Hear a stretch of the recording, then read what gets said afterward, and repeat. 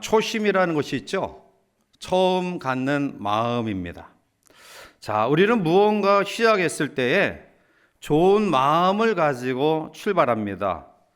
결혼을 준비하는 사람은 거의 없이 죽음이 우리를 갈라놓을 때까지 참되게 진실하게 그리고 사랑하자라고 다짐하죠.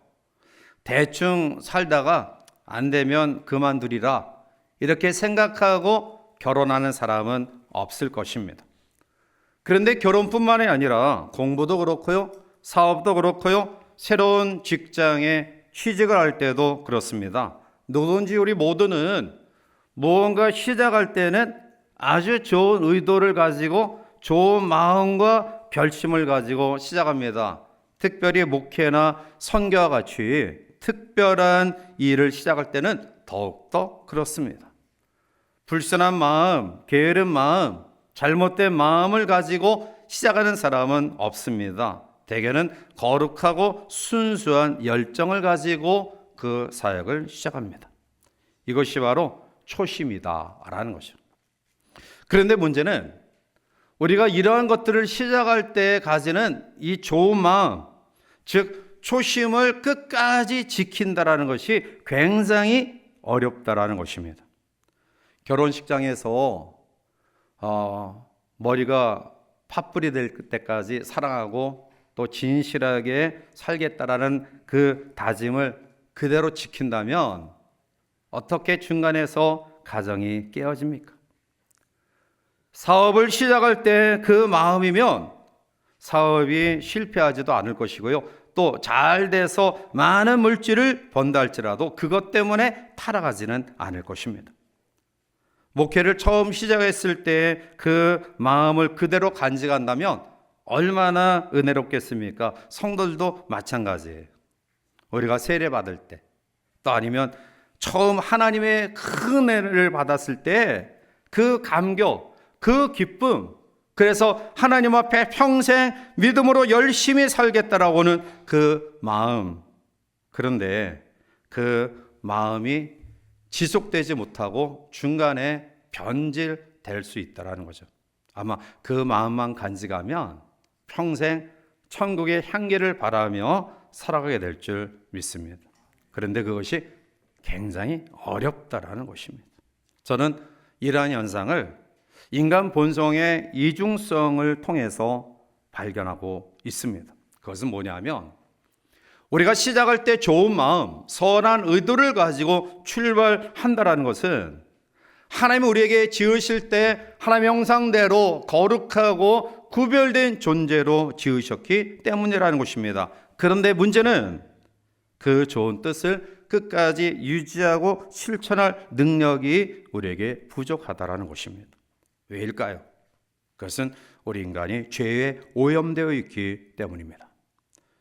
겟세마네 동산에서 잠시도 깨어있지 못하는 제자들을 일깨우며 주님이 이렇게 말씀하셨습니다. 마태복음 26장 41절에 시험에 들지 않게 깨어 기도하라. 마음에는 원이로되 육신이 약하도다 하시고, 이게 인간의 실존 상황이에요. 즉 마음은 원이에요. 거룩하게 살겠다. 내 하나님 앞에 바르게 살겠다. 그런데 육신이 약하다. 즉 그렇게 살 능력이 우리에게는 부족하다라는 거예요. 그러한 가운데 어떤 사람은 끊임없이 거룩하게 살기를 노력하며 그 모습들을 견제 나갑니다. 이러한 사람일수록 더 많은 아픔과 힘듦이 우리 가운데 있다는 거예요. 왜냐하면 거룩하게 살기를 포기하는 사람은 그냥 극단적인 그러한 처방을 내리면서 그냥 그렇게 살아가요. 그러나 믿음의 길을 바르게 걷기를 원하는 갈망이 우리 가운데 있다면 그렇게 살도록 힘쓰다 보니까 그렇게 되지 못하는 자신들 바라보면서 더 많은 갈등과 번민을 가지게 돼요. 따라서 이 문제를 우리가 해결하지 못하고 한다면 우리는 믿음의 길에서 벗어나 한숨과 탄식으로 우울하게 우리의 삶을 보낼 수밖에 없을 것입니다. 이제 우리나라가 큰 어려움과 또 위기와 아픔이 있는데요. 또 우리 성도들 가정 속에 건강의 문제와 자녀의 문제와 또 진로의 문제와 사업의 문제와 직장의 문제 등 여러 가지 것들로 아파하고 힘들어하는 이 상황 속에서 오늘 예레미야 선지자를 통해 주시는 하나님의 말씀 가운데 다시 한번 위로와 소망과 또 믿음의 결단을 행하는 아름다운 은혜의 시간이 되기를 주님의 이름으로 축복합니다.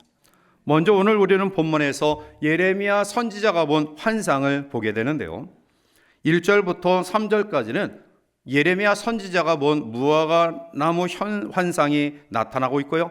4절 이하에서는 이 무화과 환상에 대한 설명의 내용이 이어지고 있습니다. 예레미야가 본 환상은 성전 앞에 놓여진 무화과 두 광주리의 환상인데요. 오늘 본문 1절 말씀 가운데 보면 바벨론의 느부갓네살 왕이 유다 왕 여호야김의 아들 여고냐와 유다 고관들과 목공들과 철공들을 예루살렘에서 바벨론으로 옮긴 후에 여호와께서 여호와의 성전 앞에 놓인 무화과 두 광주리를 내게 보이셨는데 라고 말하는데요. 바벨론의 느부갓네살 왕이 2차 침공 시에 유다의 여호야긴 왕과 고관들 그리고 주요 산업을 담당했던 철공과 목공을 비롯한 전문 기술자들을 포로로 끌고 가요. 자, 이 상황을 세상적인 관점에서 보면 바벨론이 유다를 다시 재개하지 못하도록 유다 사람들 가운데 지휘층에 있는 사람들, 지도층에 있는 사람들, 그리고 그 산업을 일구는 각종 인력들을 다 끌고 갔기 때문에 완전히 유다가 이제는 재개하지 못하도록 멸절시키는 그러한 방법이에요. 그런다 이것을 영적인 것으로 해석해 보면 하나님께서 느부갓네살 왕을 통해 유다 백성들이 하나님보다 더 의지했던 군사력, 기술력, 인력, 경제력 이러한 것들을 빼앗아 가심으로 말미암아 비로소 하나님을 의지하지 아니하고는 나라도 그렇고 개인도 그렇고 우리의 삶이 황폐하게 되어질 수밖에 없음을 깨닫게 하시기 위한 하나님의 뜻이라는 겁니다. 당시 상황을 좀 더 구체적으로 살펴보면 이렇습니다. 유다 백성들은 하나님께 범죄합니다. 유일신 하나님만을 섬기고 하나님께 예배해야 되는데요. 그런데 하나님께 예배하면서 그들은 이방신을 동시에 섬겨요. 하나님이 아닌 것들을 의지하게 됩니다. 그래서 하나님은 이스라엘 민족을 바라보시고 이대로 두어서는 안 되겠구나. 내가 징계해야 되겠다. 그래서 바벨론을 들어서 이스라엘 민족을 징계하시기로 결심하시고 그리고 예레미야를 통해 유다 백성들이 바벨론의 포로로 끌려갈 것을 예언하게 하셨어요. 그리고 그 예언대로 많은 사람들이 바벨론으로 끌려가요. 그런데 바벨론의 침공 때에 유다의 사람들 가운데 두 종류의 부류로 나눌 수 있습니다. 하나는 우리가 범죄하고 또 하나님께서 우리를 징계하시는구나.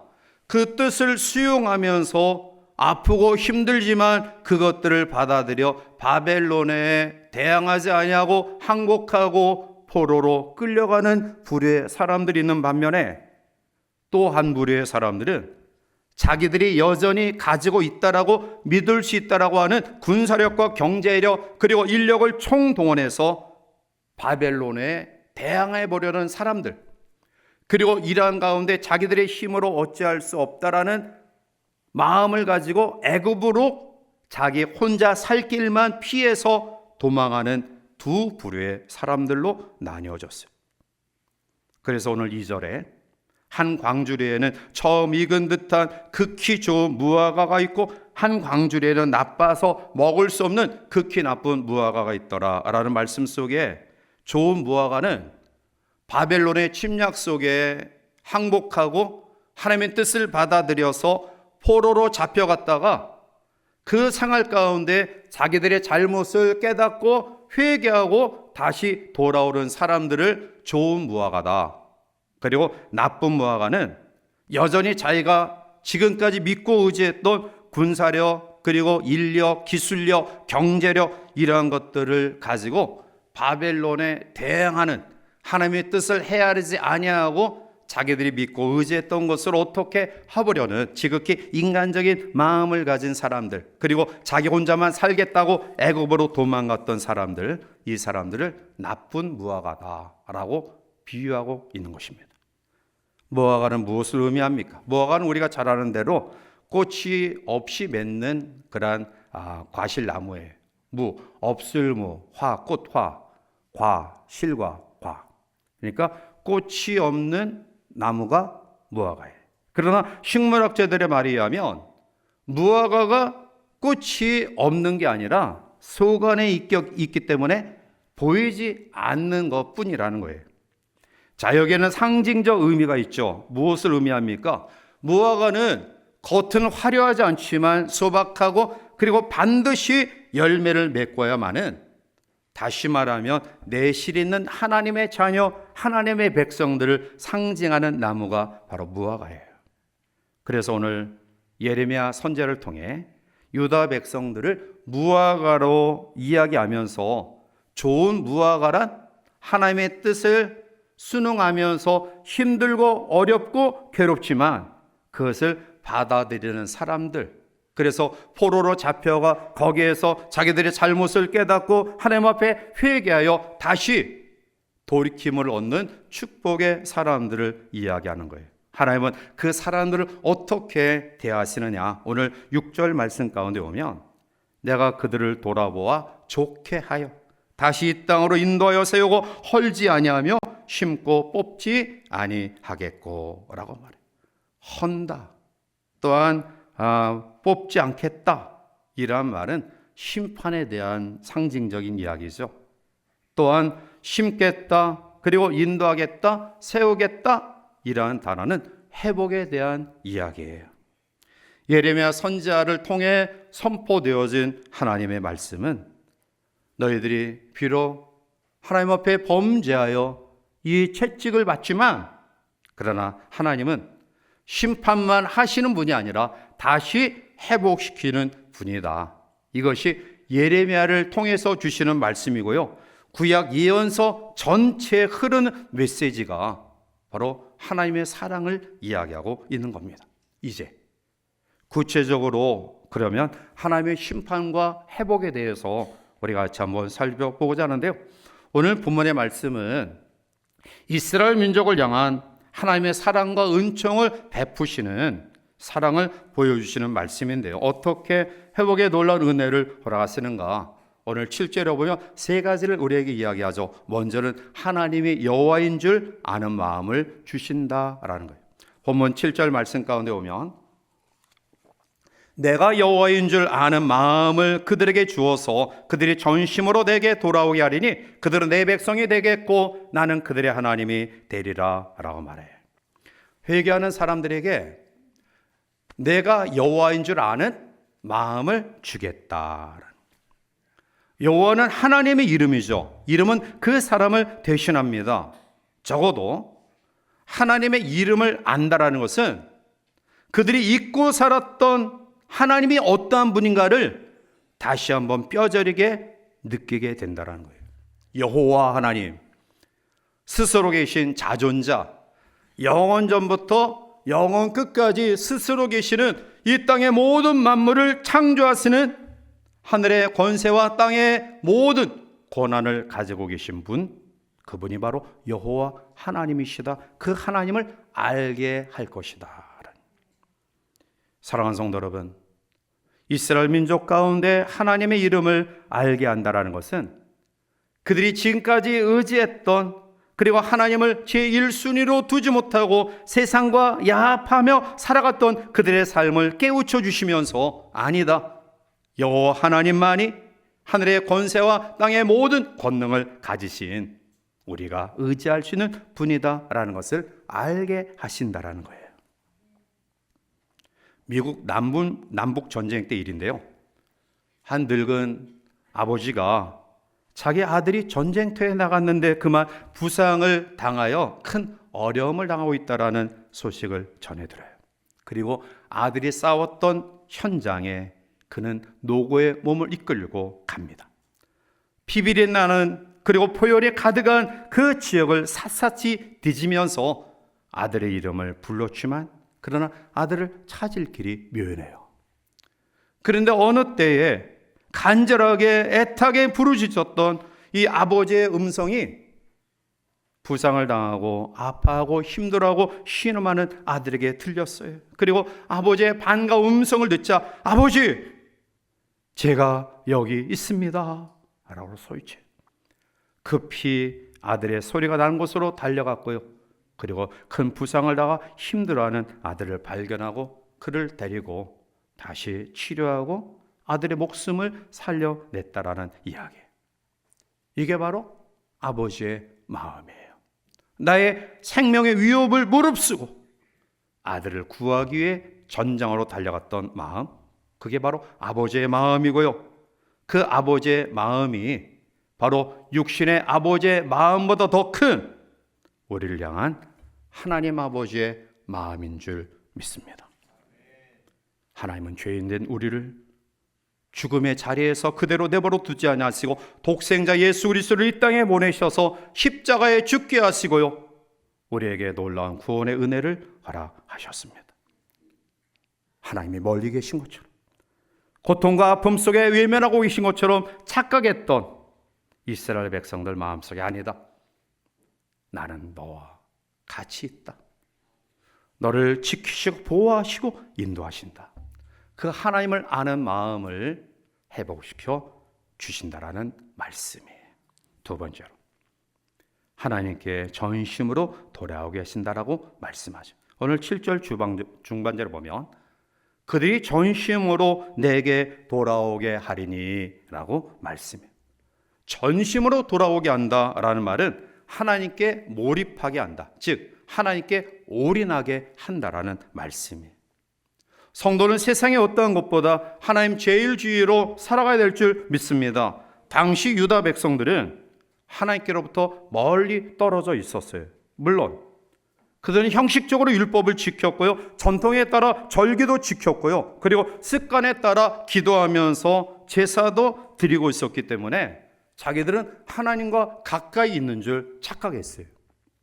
그러나 하나님이 보실 때에는 그들이 세상 것과 야합된 그런 마음을 가지고 점점 하나님과 멀리 떨어지는 안타까운 현실을 보게 된 거예요. 그래서 하나님은 예레미야 선지자를 통해서 다시 하나님께로 돌아오라고 말씀하셨고요, 그리고 그 가운데 하나님의 뜻을 발견하고 포로 생활의 아픔을 수용하면서 그 가운데서 회개하고 돌이킨 그러한 사람들을 좋은 무화과로 대하신 거예요. 오늘 우리에게 당면한 문제가 이것이라는 거예요. 하나님은 우리의 삶 속에서 때로는 사건을 통해 또 사람을 통해 내 육신의 건강을 통해 하나님의 말씀을 들려주셔요. 돌이켜라. 다시 믿음으로 세워져야 된다. 예전에 가졌던 하나님을 뜨겁게 사랑하는 마음을 다시 한번 가져라. 계속해서 우리의 마음 문을 두드리고 계신데요, 그런데 우리는 그것을 그냥 일반적인 우연한 일로 돌리고 있다는 거예요. 오늘 우리의 주어진 말씀을 다시 한번 묵상하면서 우리의 주어진 상황의 변화 속에 주시는 하나님의 마음, 하나님의 뜻을 다시 헤아리고 재빨리 돌이키는 그러한 하나님을 향하는 마음들이 우리 가운데 있어야 될 줄 믿습니다. 이 민족의 아픔과 어려움이 그냥 우연히 주어진 것 아니다. 오히려 오늘 교회와 성도가 하나님 앞에 회개할 기회를 하나님이 주시는 것 아닐까요? 하나님은 이스라엘 백성들을 향해 바로 돌아오라, 그리고 그 돌아옴의 회복의 은혜를 약속하시, 마지막 세 번째로 하나님의 백성이 되게 하십니다. 오늘 7절 하반절을 보면 그들은 내 백성이 되겠고 나는 그들의 하나님이 되리라 라고 말씀해. 국가는 국민을 보호할 책임이 있습니다. 특별히 강대국일수록 자기 백성들을 보호하는 데 정말 최선을 다해요. 미국이 마가 정책을 통해서 다시 위대한 미국을 추진하기 위해 사업가인 트럼프가 사실은 약소국가를 생각하지 않고 또 어려운 가운데 있는 사람들보다 자국민의 이익을 위해서 정책을 펼쳐나가는 모습들이 또 어떻게 보면 좀 아쉬움도 있지만 또 어떻게 보면 부러워요. 그런 타국에서 자기의 민족, 자기 백성의 생명이 가해 어떤 유해한 그런 상황 가운데 있을 때 전 국가가 들고 일어나서 그 한 무념의 한 백성을 위해서 그렇게 애쓰는 모습들을 보면 참 미국은 위대한 국가다라는 것을 다시 새삼 느끼게 돼요. 우리나라도 물론 자국민을 보호하는 여러 가지 일들이 있지만 좀 그렇게 했으면 좋겠어요. 여러분, 이 땅에 존재하는 강한 힘을 가진 국가도 자기 국민을 이렇게 보호하기를 위해 쓰는데요. 만군의 주 여호와 하나님 아버지께서 백성된 우리를 그냥 내버려 두지 않는다라는 거예요. 우리를 어떻게 사탄의 밥으로 내버려 두시고요, 사탄의 노략거리가 되도록 우리를 그대로 내버려 두십니까? 아닙니다. 그들은 내 백성이 되겠다. 나는 그들의 하나님이 되리라. 오늘 이 아침 다시 한번 우리에게 말씀하시는 이 하나님의 말씀이 우리 가운데 위로와 용기가 되기를 바랍니다. 우리는 하나님의 백성이다. 그리고 우리가 믿는 하나님은 전능하신 하나님이시다. 결국 이 말씀 속에 우리에게 주시는 교훈은 하나님의 처음 마음이에요. 7절 말씀 우리 다 같이 함께 한번 읽어보실까요? 내가 여호와인 줄 아는 마음을 그들에게 주어서 그들이 전심으로 그들은 내 백성이 되겠고 나는 그들의 하나님이 되리라. 아멘. 내가 여호와인 줄 아는 마음을 그들에게 주겠다. 여호와를 아는 마음을 주어서 다시금 돌이키게 하겠다. 이스라엘 백성, 유다 백성들이 비록 하나님 앞에 불순종함으로 범죄함으로 포로의 아픔과 힘듦을 경험하고 있지만 아니다. 다시 너희를 긍휼히 여기사 포로에서 돌아가게 하실 것이다. 아멘. 이게 하나님의 처음 마음이에요. 변함없는 하나님의 마음입니다. 하나님은 처음부터 우리를 사랑하시고요, 바벨론의 포로의 아픔 속에 거할 때도 여전히 우리를 사랑하시고요, 그리고 우리를 다시 회복시켜 주셔서 하나님의 안전한 인도함 속에 거하게 하시는 것이 하나님의 마음이에요. 오늘 우리는 어떻습니까? 소아시아 7교회 가운데 책망받은 에베소 교회는 선한 행위와 봉사의 수고와 믿음의 인내를 가지고 자칭 사도라는 거짓 선지자들을 배척하며 환난과 핍박 중에서도 인내하며 견디며 게으르지 않았던 칭찬받은 교회인데요, 이 교회가 하나 책망받은 것이 있습니다. 요한계시록 2장 4절과 5절에 그러나 너를 책망할 곳이 있나니 너의 처음 사랑을 버렸느니라. 그러므로 어디서 떨어졌는지를 생각하고 회개하여 처음 행위를 가지라. 하나님의 처음 마음은 우리가 잘 될 때도 사랑의 하나님이시고요, 또 때로는 우리가 힘들고 어려울 때도 사랑으로 우리와 함께 하시고요, 그리고 우리를 천국 가나안 땅까지 안전하게 인도하시는, 끝까지 우리를 사랑하시는 분이셔요. 변함없는 이 사랑을 가지고 여전히 우리를 대하시는 시종여일하신 하나님 앞에 우리는 어떤 모습을 가지고 있는지요? 혹시 하나님께서 우리에게 말씀 속에 깨달음을 주신다고 한다면 이스라엘 민족이 돌이켜 회개했을 때 다시금 자녀의 특권과 은혜를 회복시켜 주시고 그들을 포로 생활 가운데서 참된 자유를 허락하신 하나님께서 우리를 짓누르고 있는 모든 상황 가운데서 다시 첫사랑을 회복하고자 하는 열정과 믿음을 가진 우리들을 그러한 은혜로 함께 하실 줄 믿습니다. 이 땅과 이 민족이 다시 한번 하나님의 축복 속에 경제의 부흥과 선교의 대국으로 세워졌던 70년대의 그러한 삶이 오늘 살아가는 성도들의 삶 속에 내가 하나님의 은혜에 감격해하며 감동 속에 믿음으로 그 어떠한 것을 잃고도 가장 기뻐했던 그 놀라운 은혜의 감격이 오늘 우리 가운데 넘쳐나 다시 한번 여전히 변함없는 처음 사랑의 하나님이 오늘도 우리 함께 하시고 이 한 주간도 함께 하시는 은혜를 경험하는 귀한 삶이 되시기를 주님의 이름으로 간절히 축원해 드립니다.